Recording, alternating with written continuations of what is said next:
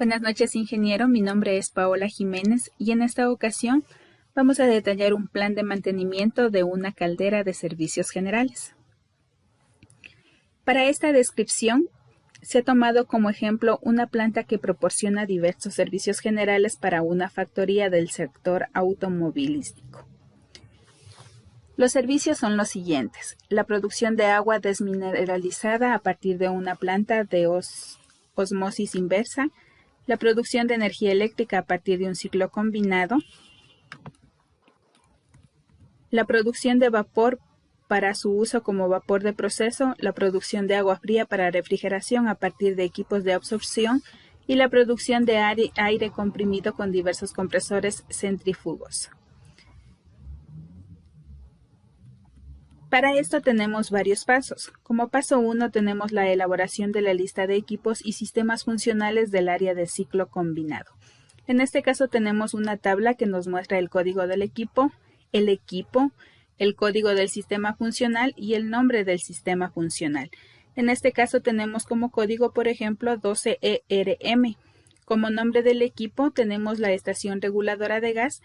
Código del sistema funcional, vemos que aquí tenemos varios códigos, lo que quiere decir que estamos hablando de un mismo equipo con un código ERM, pero con diferentes sistemas de funcionalidad, por ejemplo, el sistema de filtrado, el sistema de regulación de presión, el sistema de precalentamiento y el sistema de medida.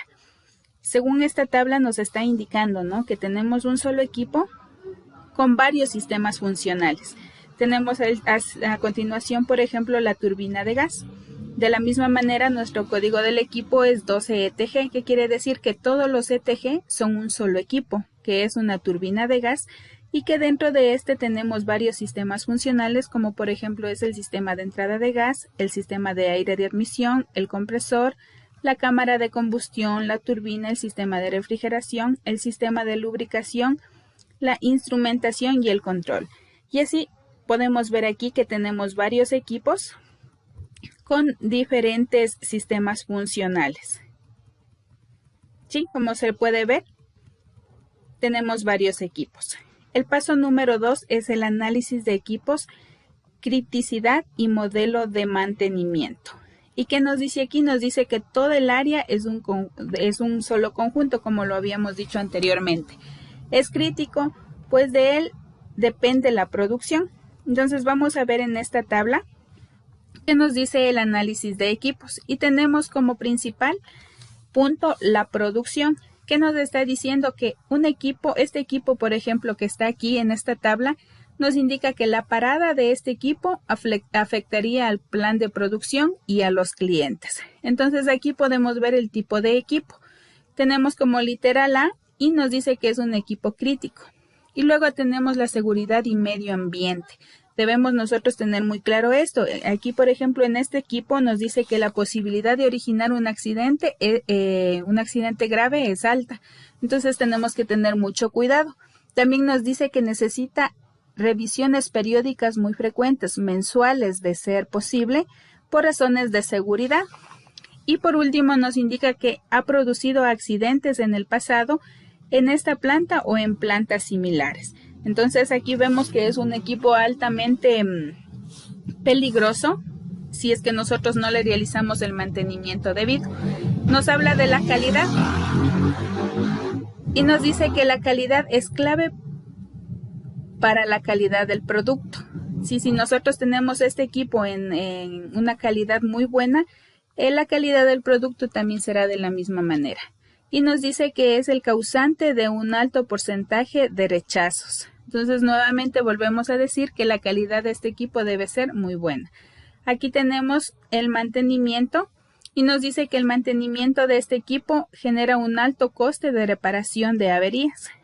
Averías muy frecuentes, nos da a entender que este equipo tiene averías muy frecuentes. Y nos dice que consume una parte importante de los recursos del mantenimiento. Entonces, este es un ejemplo de uno de los equipos y aquí tenemos la lista de todos los equipos que nosotros les debemos dar este tipo de mantenimientos. Recuerden que este era el análisis de equipos, criticidad y modelo de mantenimiento. Entonces, tenemos aquí, nuevamente vemos el código Y tenemos aquí, por ejemplo, el sistema de filtrado con literal B y el modelo de mantenimiento sería condicional. Aquí tenemos varios modelos de mantenimiento, como el condicional, de alta disponibilidad y el mantenimiento correctivo. Adicional tenemos el mantenimiento sistemático también. Vemos aquí todos los equipos que necesitan de este tipo de mantenimientos. Como paso número 3 tenemos los fallos funcionales, técnicos y modelos de fallo. Y aquí nos dice que se detalla cada uno de los modos de fallo encontrados en la caldera de recuperación del área del ciclo combinado. Entonces vamos a ver en esta tablita, nos dice que en la primera columna tenemos el equipo. ¿Qué equipo es el que nosotros tenemos que ver los fallos funcionales, técnicos y modos de fallo? Entonces aquí tenemos el equipo, como ejemplo la caldera.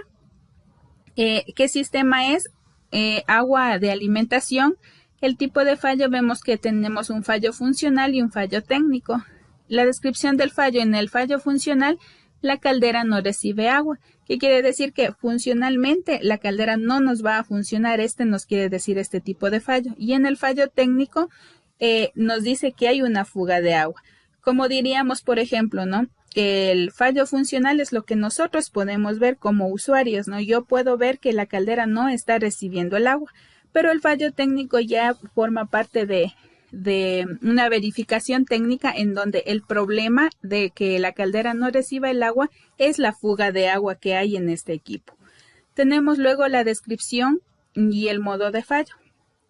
Tenemos en el fallo funcional el disparo de la protección térmica del motor y el cierre de las válvulas de admisión o impulsión de las bombas. Y en el técnico tenemos la rotura de juntas o bridas o poros en tuberías. Vemos la diferencia que hay entre los dos.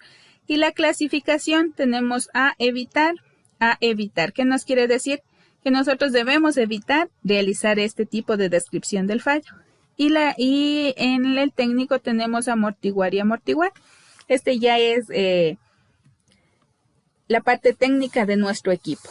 Y así tenemos de todos los equipos que están conformados nuestra caldera y lo que nosotros tendríamos que hacer en los diferentes tipos de fallos, si es que este sería un fallo funcional o un fallo técnico. Nuevamente tenemos, por ejemplo, acá abajo el sistema de combustión, tenemos igual el fallo funcional y dos fallos técnicos. El funcional, el quemador no enciende, que es lo que yo estoy visualizando como persona, una persona cualquiera, ¿no?